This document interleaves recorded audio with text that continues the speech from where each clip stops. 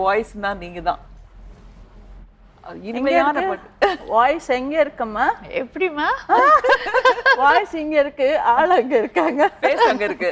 நீங்க இது பெரிய எடுத்து பெண் படம் பார்த்திருக்கீங்களா? என்னமோ தெரியாது.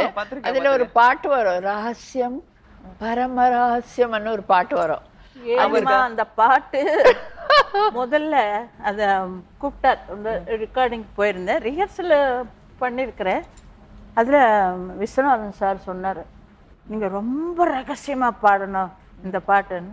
சரி, ரெக்கார்டிங் போனோம் சார், ரங்கசுவாமி சாரதா ஸ்டுடியோவில் ரங்கசுவாமி ரெக்கார்டிங். சரி, மைக் கிட்ட போனேன்.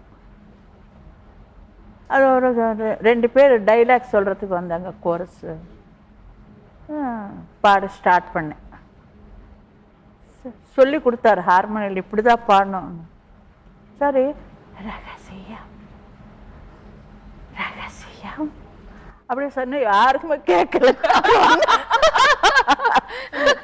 ரொம்ப ரகசியமா போயிடுச்சு அது. ஊரறிந்த ரகசியம். எம்எஸ் அவர்கள் வந்துட்டாங்க உள்ள. சுஷீலா அப்படி இல்லை, ரொம்ப யாருக்குமே கேட்கல பாடினது. சார் நீங்க தானே ரொம்ப ரகசியமா பாட சொன்னீங்க. இல்ல, கொஞ்சம் கொஞ்சம் வால்யூம் கொடுத்து பாடு. ரகசியம். அந்த பாட்டை எத்தனை பேர் சுஹாசினி நான் பாடியிருக்கேன்னு நினைச்சிருக்காங்க. அப்படியா? அந்த அளவுக்கு அவங்க பாடுறது. இந்த பாட்டு எப்படின்னா அவ்வளோ ஸ்லோவா, அவ்வளோ ரகசியமா அது அந்த பிக்சரைசேஷன் பண்ணாங்க பாருங்க. ஆமா, அதுதான் கிரேட். சும்மா கேட்டா கூட என்ன ஒரே ஒரு மாதிரி ரப்பர் மாதிரி போயிட்டே இருக்கும். ரகசியம் ரகசியம் ரகசியம் பரம ரகசியம், இது நமக்குள் இருப்பது அவசியம். ரகசியம். அதுல கூட டெம்போ இருக்கு பாருங்க. ஆமா, ரகசியம். அது ரொம்ப அந்த சங்கீதம் ரொம்ப ஞானஸ்தர்களுக்கு தான் தெரியும். சும்மா பாட்டு கேட்டு ரசிப்பாங்க, நல்லா இருக்குன்னு. தங்கத்திலே ஒரு குறை இருந்தாலும் தரத்தினில் குறைவதுண்டோ? அந்த படத்துல ஒரு பாட்டும் நான் பாடலை, எல்லாமே பீலியில் அவர்கள் பாடினாங்க. அது அந்த படத்துல என்னமோ எனக்கு ஒரு சான்ஸ் இல்லை. என்ன தெரியும், எனக்கு ஒன்றும் புரியல. அதுக்கப்புறம் ஒரு நாள் ஃபோன் வந்தது, வேலுமணி சார் ஆஃபீஸில் இருந்து, அம்மா ரெக்கார்டிங் இருக்கு. சரி நான் போனேன். அப்புறம் இந்த தங்கத்திலே ஒரு குறை இருக்கு, அந்த ஒரு பாட்டு தான். அது எங்கேயோ பாலம் பழம் பாலம் பழம் இல்லை, அந்த படத்துல நான் ஒரே ஒரு பாட்டு பாடினேன் உங்களுக்கு. கல்யாண பரிசுல சொல்லவே முடியாது. எந்த தீபாவளி வந்தாலும் நம்ம பாட்டு, தீபாவளி வந்தாலும் அது ஒரு ட்ரெடிஷனலா எடுத்து. ஆமா, அந்த தீபாவளி வந்தா அந்த பாட்டு. ஆடியம்மா வாடி ஞாபகம் இருக்க? ஆடியம்மா வாடி வண்டா ஸ்ரீரங்கப்பட்டினம் பார்த்திருக்கியா? திப்பு சுல்தான் ஏதோ ஒரு இதெல்லாம் வருது. மைசூர் பக்கத்துல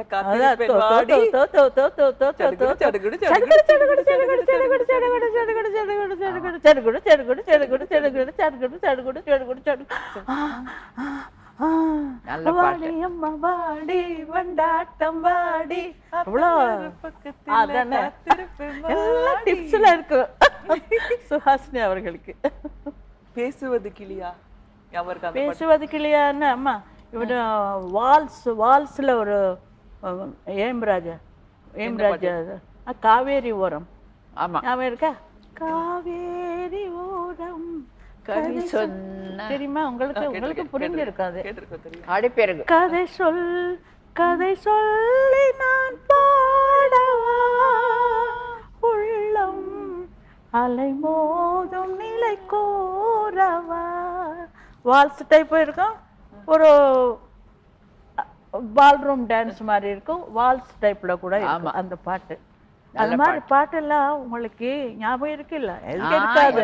இப்போ நிறைய பாட்டு கிண்ணத்துல எத்தனை பாட்டு போடுறாங்க.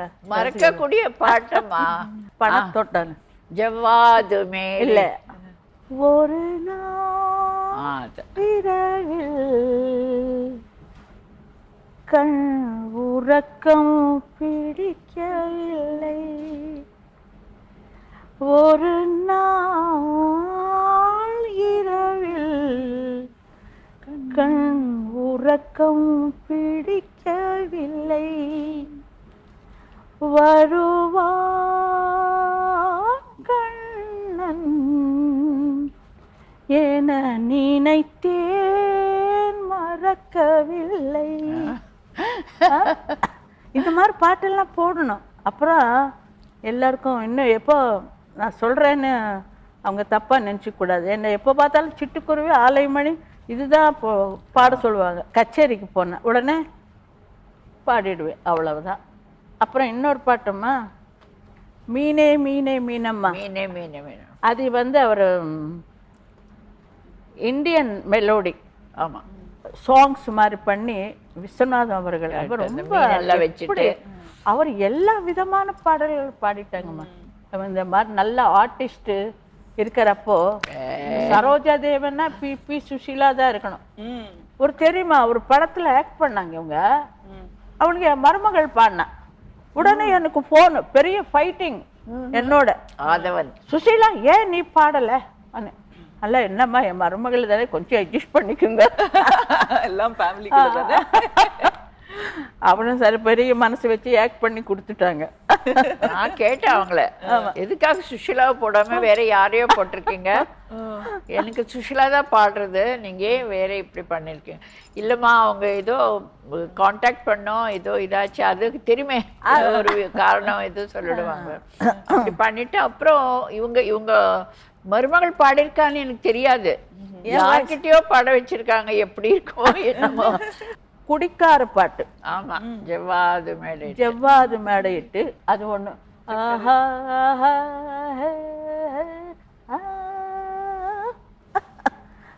சக்கரையில் பந்தலிட்டு ஆஹா